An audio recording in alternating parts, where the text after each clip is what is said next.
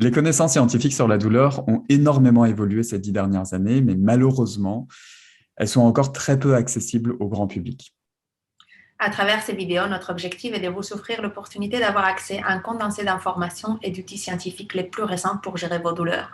Notre mission est de vous aider à gagner en autonomie dans la gestion de vos douleurs pour retrouver une bonne qualité de vie. Toutes les informations que nous allons vous transmettre ici proviennent du Sommet européen de la douleur de novembre 2021. Et dans ce sommet, les meilleurs chercheurs internationaux de la douleur présentaient chacun les dernières recherches dans leur domaine de prédilection.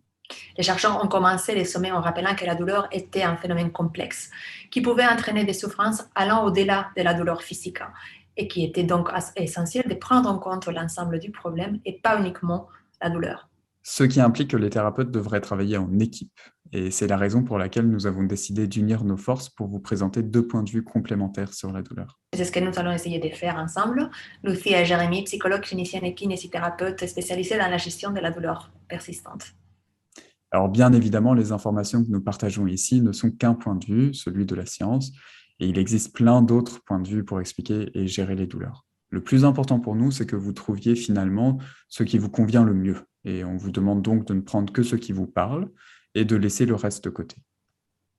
Pour rappel, ces échanges ont une visée éducative uniquement et ne sont pas destinés à être utilisés comme des conseils médicaux personnalisés. Si vous avez des douleurs qui persistent, consultez un professionnel de la santé.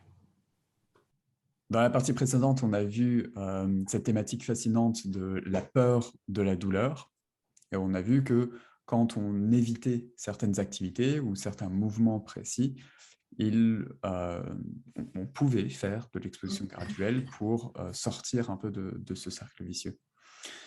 Dans cette partie qui était présentée dans la partie des kinés, on va voir la meilleure façon de se comporter face à la douleur. Parce qu'on sait qu'il y a en réalité deux grands comportements face à la douleur. Il n'y a pas uniquement l'évitement. Certes, souvent on évite certaines activités où on a des douleurs, mais dans certains cas, dans certaines activités, on peut aussi persister dans la douleur. Et ça se fait de différentes manières, soit parce que on est obligé de faire l'activité, par exemple, on est obligé de faire le ménage, on n'a pas le choix, et donc on sait que ça va générer des douleurs, mais on persiste dedans. Ou alors, on est très motivé, on est très volontaire, on a envie d'y arriver, on a envie d'y aller, et donc on se fixe des objectifs qui sont trop hauts pour nous pour le moment. Ça arrive avec certaines des personnes que j'accompagne, c'est qu'elles sont tellement volontaires, elles veulent tellement bien faire qu'elles vont finalement en faire de trop par rapport à leur capacité actuelle. Et donc, ça, c'est le deuxième grand type de comportement qu'on peut avoir, c'est de persister. Quand on persiste, ce qu'il faudrait faire, c'est ce qu'on appelle du pacing, c'est-à-dire de sectionner les activités. Si on prend l'exemple du ménage, si on doit faire le ménage de toute notre maison et que ça nous prend 4 heures, l'idée, ça va être de prendre des petites pauses, de faire des pauses, de se reposer régulièrement pendant ces 4 heures. Donc, on va par exemple s'occuper de la cuisine pendant 1 heure et puis faire une pause de 5 minutes. Continuer pendant 1 heure, cette fois-ci dans le salon, et puis à nouveau faire une pause peut-être de 10 ou 15 minutes, parce qu'on est à la moitié de l'activité. On recommence 1 heure, on s'occupe de la salle de bain, on fait une pause de 5 minutes, et à nouveau 1 heure pour terminer l'activité. Donc ça peut prendre un peu plus de temps de faire les activités, mais ça permet, in fine, de ne pas avoir de conséquences délétères de cette activité par la suite. Donc, ce qu'on voit en utilisant cette technique, en organisant notre activité, on peut faire ces activités sans avoir de douleur derrière. Et donc, finalement, quelle est la meilleure façon de se comporter face à la douleur? Est-ce que c'est de persister ou est-ce que c'est d'éviter? En fait, la réponse, elle est très simple, ça se situe entre les deux. La zone thérapeutique, la zone où on va s'adapter, où on va augmenter nos capacités se situe entre les deux. On va éviter de persister et on va éviter d'éviter l'activité. On va faire ni l'un ni l'autre. Mais c'est les deux grands types de façons de réagir généralement face à la douleur. C'est ce qu'on voit souvent en traitement. Alors, ça va permettre quoi de faire du pacing ou de faire de l'exposition graduelle? Ça permet, selon les études, d'augmenter le niveau d'activité. Donc, on est capable d'en faire de plus en plus au fur et à mesure. Par exemple, si à l'origine, on est capable de marcher uniquement 10 minutes avant d'avoir des douleurs, progressivement, on va être capable de marcher 20 minutes, 30 minutes, 1 heure, 2 heures. Et donc là où on était capable uniquement de faire des petits tours dehors, maintenant on peut faire des grandes randonnées et aller à des endroits où on n'avait plus l'habitude d'aller. Donc ça, c'est le premier effet, c'est que ça augmente le niveau d'activité. Le deuxième effet que ça a, c'est de conserver de l'énergie pour les activités qui ont de la valeur pour nous. Et enfin, ça permet de réduire la douleur, le fait de faire de l'exposition graduelle comme ça ou du pacing. Donc voilà, la meilleure façon de réagir face à la douleur, c'est en fait d'être entre les deux, entre la persistance et l'évitement. Tout à fait. Et après, on n'est pas obligé de faire le ménage toute la maison en un jour.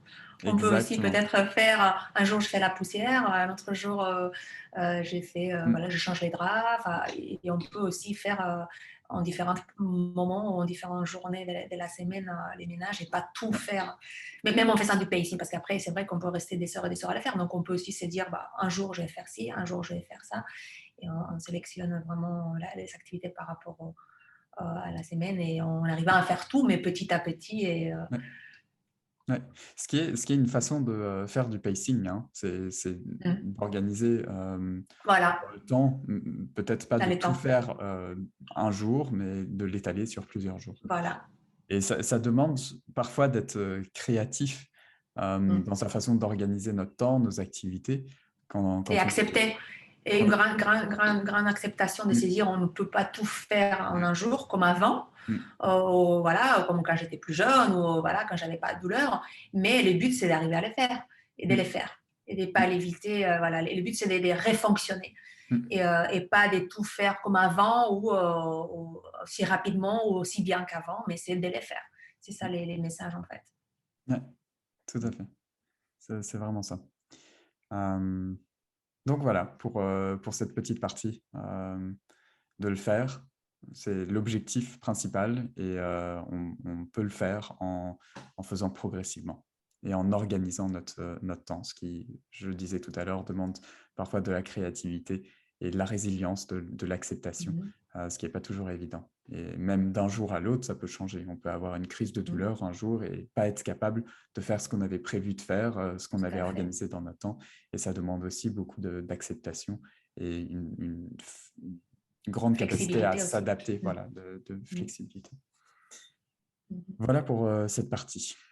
Donc, la plus grande, le facteur qui aggrave vos douleurs et dont vous n'avez sûrement pas entendu parler avant de nous entendre, de nous écouter, c'était la peur et comment on sort de cette peur, comment on sort de ce cercle vicieux, c'est en faisant de l'exposition graduelle. Mais il n'y a pas uniquement l'exposition graduelle. Sur les activités dans lesquelles on persiste, on peut aussi faire du pacing. Quoi qu'il arrive, on a vu que l'exercice physique avait des effets très bénéfiques quand on avait des douleurs. Ça permet de réentraîner le système de la douleur, à devenir de moins en moins sensible, à produire de moins en moins de douleurs. Voilà pour cette partie. Merci Lucia, et on se voit pour la partie suivante.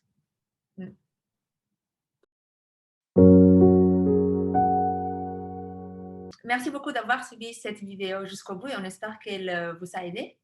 Si vous souhaitez nous soutenir dans notre mission qui consiste à apporter ces informations au plus grand nombre afin de gagner en autonomie dans la gestion des douleurs et retrouver une bonne qualité de vie, n'hésitez pas à partager cette vidéo à un de vos proches à qui vous tenez et qui pourrait bénéficier de ces informations. En tout cas, on vous souhaite de bien prendre soin de vous et on vous dit à très vite.